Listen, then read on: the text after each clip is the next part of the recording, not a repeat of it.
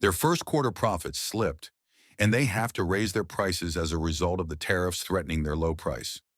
President Trump, a short time ago, telling Walmart that the company should, I'm quoting now, eat the cost. Walmart plans to cut about 1,500 jobs in a restructuring aimed at trimming its expenses and speeding up decision-making. The Wall Street Journal reports that the company told employees it will reshape some of its teams, particularly in global technology. Walmart reported its quarterly earnings, and it warned that price increases were coming later this month and into June. Walmart's CFO, John David Rainey, told me that they just can't absorb all the price increases. They plan to absorb some of it, and they said they expect their suppliers to absorb some of those higher tariff costs. Is Trump on defense over the plunging and volatile economy? The story keeps kicking. America's largest companies are down, all of them in the market since the Trump tariff war began. U.S. President Donald Trump is threatening to impose 35% tariffs on Canadian imports starting on August 1st. Prime Minister Mark Carney taking to social media, responding to these latest tariff threats. Walmart just made a massive move, slashing 1,500 corporate jobs, closing warehouses, and shifting operations out of America.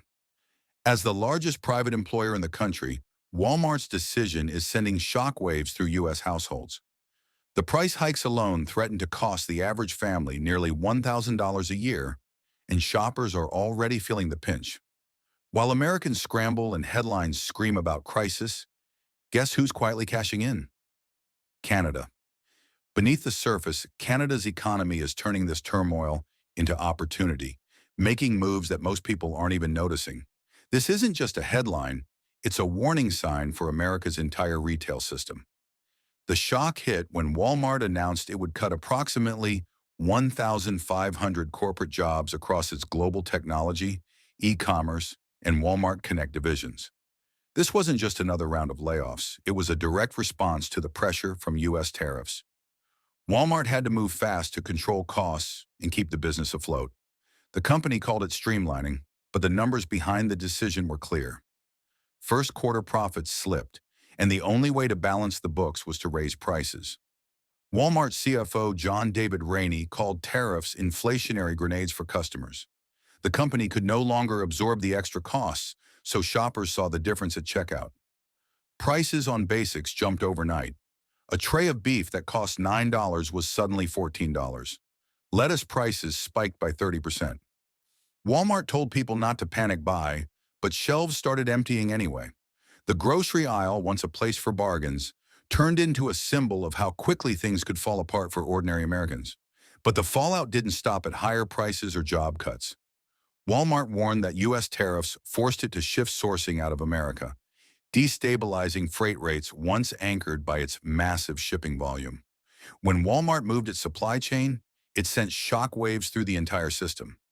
Electronics, apparel, and toy manufacturers that depended on Walmart's bulk orders were left exposed. Suddenly, they faced the same price hikes with no cushion to soften the blow. Shipping brokers saw contracts that used to last for months being torn up and renegotiated every week. Freight rates spun out of control, and the supply chain, already stretched thin, started to break down. The impact reached every link, from ports to trucking routes. The illusion of stability in American retail was gone. Walmart's retreat wasn't a new strategy. It was a reaction to a system under strain. CEO Doug McMillon said they were playing offense, but anyone watching could see it was damage control. The tariffs didn't just dent Walmart's profits, they exposed how fragile the entire setup had become. And as the world's largest retailer struggled to keep up, the effects began rippling far beyond Walmart's own walls. This was today's important update. We want to make it absolutely clear that our videos never include any kind of misinformation. Canadian Nexus is dedicated to bringing you verified and trustworthy news from across Canada, from politics to society, and everything in between. If you value truth and facts, you're in the right place. If you enjoyed the video, please like, share your thoughts in the comments, and don't forget to subscribe to the Canadian Nexus channel. Thank you.